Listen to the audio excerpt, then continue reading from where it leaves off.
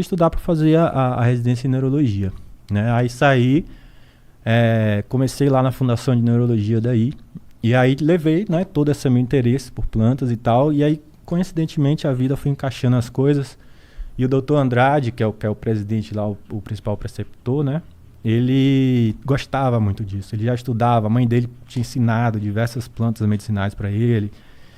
E aí na época eu, doutor, vamos estudar, tem essa planta, tem essa, isso daqui faz bem pra caramba pro Parkinson, olha essa planta aqui no Alzheimer.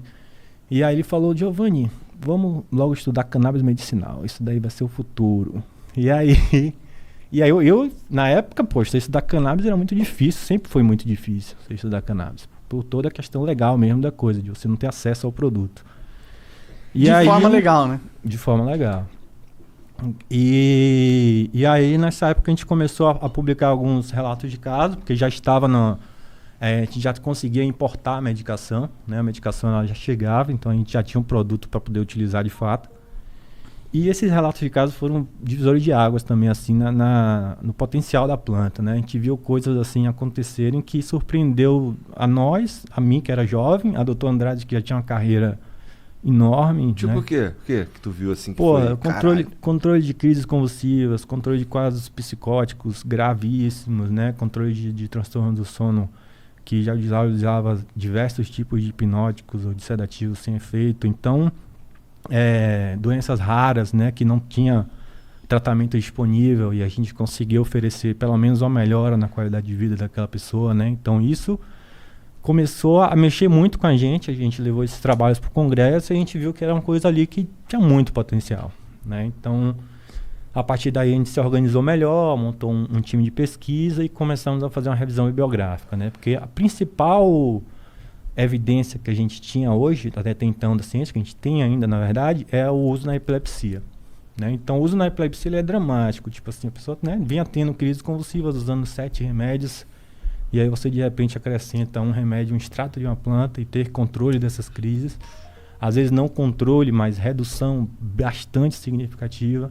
É uma coisa, assim, que é nítida, né? Não tem como o cara falar que não está funcionando, né? E as custas de baixíssimos efeitos colaterais, de baixíssima toxicidade. E aí é isso que a gente pegou, fez essa revisão bibliográfica para poder embasar um ensaio clínico mesmo, que é tipo o ápice de um estudo científico, né? Seria na área médica, né? Seria um ensaio clínico, duplo cego, randomizado. E a gente, graças a Deus, conseguiu hoje submeter, pelo menos, esse ensaio clínico. Estamos esperando aí a Anvisa dar o carimbaço para falar para a gente começar e, se Deus quiser, vamos começar esse ano ainda. E aí vocês começam o quê? A produzir esses remédios? Não, a gente não produz. A gente recebe um remédio, vem de um produtor do Chile e a gente dá para esses pacientes. Ah, né? Então, entendi. a gente vai tentar regulamentar esse remédio, digamos assim, como uma terapia nacional, uma terapia possível, um remédio de fato, né? Não é um extrato de planta, é um medicamento. E aí esse remédio seria o CBD ou seria o THC? A nossa resposta que a gente está tentando buscar agora é justamente qual o impacto do THC nesses pacientes epiléticos, né? Uhum. Se seria melhor usar extratos com um pouco mais de THC ou com um pouco menos de THC. Que o THC é importante a gente já sabe, a literatura já mostra isso bem, só que a dose a gente não sabe bem, né? Então a gente está mostrando 3 grupos diferentes, tem um grupo placebo e tem 2 grupos com 2 concentrações diferentes, de proporções diferentes de THC e CBD. Interessante, porque normalmente a galera atribui as propriedades medicinais da maconha ao CBD. A galera meio que coloca o THC como se fosse... é a parte da maconha que deixa você chapadão. Exato, THC-fobia. Mas então você está me dizendo que o THC também tem propriedades medicinais que são fundamentais. Tem muita propriedade.